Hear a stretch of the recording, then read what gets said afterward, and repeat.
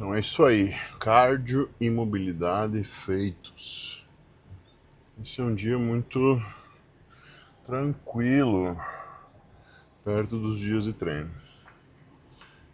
Enfim, muita gente fica divagando acerca de se vale a pena fazer exercício físico ou não. Para os benefícios básicos que hoje a gente sabe, exercício físico hoje é algo indispensável em vários níveis. E com toda certeza isso só vai aumentar. Por quê? Porque, de acordo com as novas teorias acerca da percepção, que afastam a ideia do dualismo cartesiano e do cognitivismo, por exemplo, nós temos uma apreensão do mundo entrelaçado, como a gente falou em outro vídeo, né? E isso advém de uma teoria chamada fenomenologia. O criador dessa teoria se chama Edmund Husserl. Fenomenologia vem de uma palavra grega chamada phainestai. Logos é estudo, enfim, né? Filosofia. Phainestai significa aquilo que aparece, aquilo que se apresenta a nós, aquilo que está entre o sujeito e o objeto, aquilo que eu experimento do mundo. O que eu experimento do mundo está cada vez mais atrelado ao meu eu como um todo, e não simplesmente como algo que de longe eu vejo e então eu percebo. Esse entrelaçamento que eu falo, ele é difícil de vislumbrar na prática, porque teoricamente nós sempre vemos o mundo à distância, nós analisamos o mundo, quando em verdade, ao analisar esse mundo, no momento que nós analisamos ele com o nosso inteiro ser.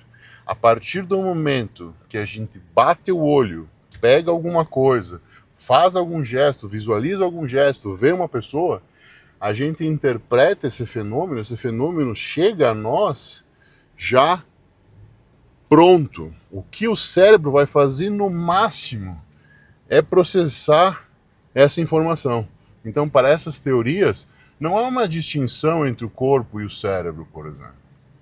Isso explicaria, inclusive, por que a decisão está tomada antes de chegar à cabeça. Os estudos mostram isso e já tem inúmeras hipóteses sobre.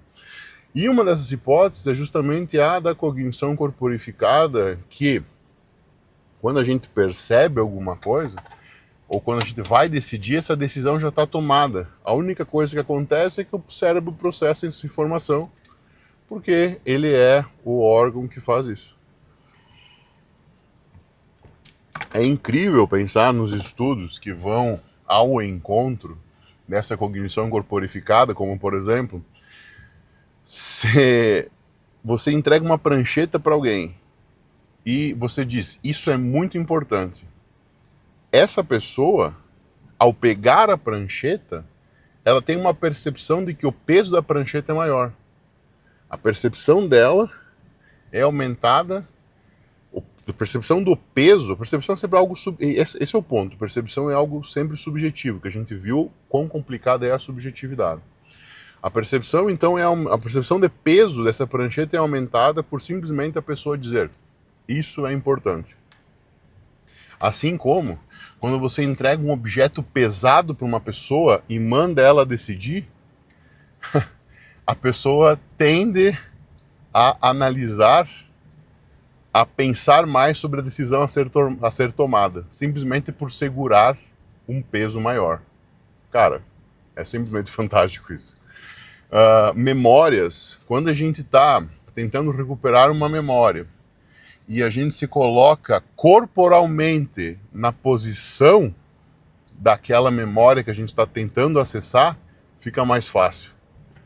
Cara, é nosso corpo inteiro agindo para interpretar, ou melhor, decodificar o mundo, sentindo o mundo, interagindo com o mundo, percebendo o mundo. A percepção do mundo depende do nosso inteiro ser. Por isso, condicionamento físico, nível de glicose no sangue, a percepção subjetiva de esforço, tudo isso contribui para o modo como interpretamos o mundo. Pessoas com pior condicionamento físico tendem a perceber distâncias como maiores do que na verdade elas são. Provavelmente pelo esforço físico demandado, mas o ponto é, o modo como percebemos na cabeça depende de um estado do nosso inteiro ser. É basicamente assim, vamos pensar o seguinte. Se fosse cortado um dedo da mão, nossa, nós já iríamos perceber o mundo de maneira diferente. A nossa tomada de decisão seria diferente. Quando a gente fala tomada de decisão, é preciso entender que a gente não fala apenas das decisões difíceis, as decisões que a gente pondera, as decisões mais elementares que vão ocasionar mudanças na nossa vida ou não. Toda a decisão importa. Toda a decisão é importante. Lembra da teoria do caos? Eu não sei se já falei sobre a teoria do caos, não estou lembrando. Mas eu vou ter que fazer. Se eu não falei, eu vou ter que tirar um tempo para falar só sobre ela. Então, toda micro decisão dentro do contexto de uma vida, ela vai importar com toda a certeza. A soma das micro decisões é mais importante, talvez, do que a decisão majoritária. A decisão maior, a decisão de uma mudança de direção, porque a microdecisão é o que te constitui enquanto ser, enquanto corpo, enquanto sujeito. Você pensar, será que eu lavo a louça e faço uma meditação plena, uma meditação na atenção plena, uma mindfulness enquanto lavo a louça? Pode ser uma ferramenta que vai contribuir para a sua tomada de decisão quando você tiver que tomar uma decisão difícil, uma decisão simples como lavar ou não a louça, sentindo a água escorrer pelas mãos ou não até. Porque, lógico, vamos dizer assim, eu usei o exemplo da mindfulness porque é algo que nos prepara para lidar com o mundo com mais resiliência, mas não necessariamente que seja que ser ela, tá? Então, basicamente, a fenomenologia, né? Merleau-Ponty, Humberto Maturana, Francisco Varela, Eleanor Roche, são os expoentes dessa nova maneira de vermos o mundo. E a fenomenologia tem que dar os créditos ao Edmund Husserl, que é o pai dessa filosofia.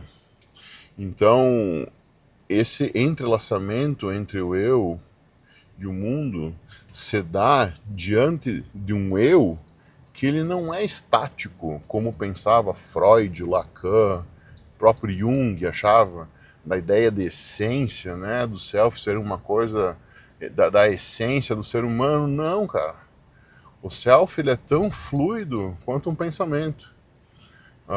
Nessa nova ideia de eu, então a gente não tem nem noção o que é consciência, muito menos o que é um eu que não é estático. Não há nada que ser desvendado de maneira categórica. O eu, então, esse self fluido, ele entra numa ideia de vir, ele sempre está advindo, né? Não há no sentido de sempre, mas no sentido de próximo, né? Ele está advindo, ele está a vir. É como se fosse um eu a vir, nas palavras do Jacques Derrida, que foi quem criou o conceito de Deus a vir. Há uma coisa fluida, né? Uma coisa que está sempre fluindo, está sempre andando, caminhando em alguma direção. Então, afastar a ideia de um eu estático e adentrar na ideia de um eu fluido, de um eu que flui, um eu que está sob a régua do devir e não fora dela. Se está no mundo, está em mudança. Se está em mudança, é porque há movimento.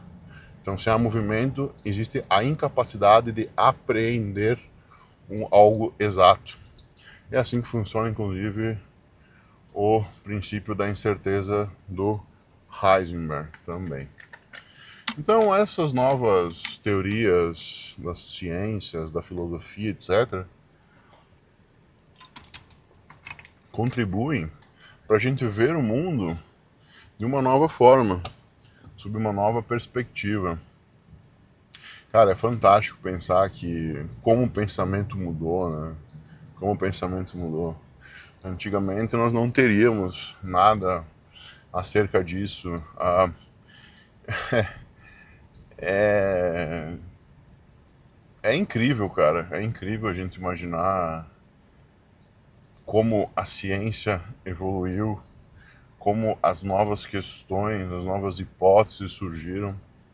Consciência é, portanto, um tema, percepção e consciência são temas, portanto, espinhosos para lidar, mas são coisas que a gente está fazendo muita evolução em cima. Então, sobre a perspectiva filosófica, a percepção ela sempre será um entrelaçamento do eu com o mundo. Não há separação entre o ser que experiencia o mundo e a experiência. Eles são uma só coisa. Não há separação entre o ser que experiencia o mundo e o mundo. A experiência do mundo, o ser que experiencia são a mesma coisa. Então, por isso que a gente fala de cognição corporificada. O modo como eu vejo o mundo não depende dos meus sentidos. O mundo é muito mais sobre aquilo que eu sou do que aquilo que o mundo simplesmente é. Porque o que eu sou, eu consigo lidar, eu consigo melhorar, eu consigo, digamos que basicamente, melhorando o eu melhoro a minha experiência mundana.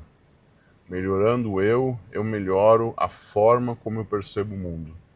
Sem entrar numa ideia de melhor ou pior ainda, mas se você tem mais conhecimento, você melhora a capacidade de experienciar a vida.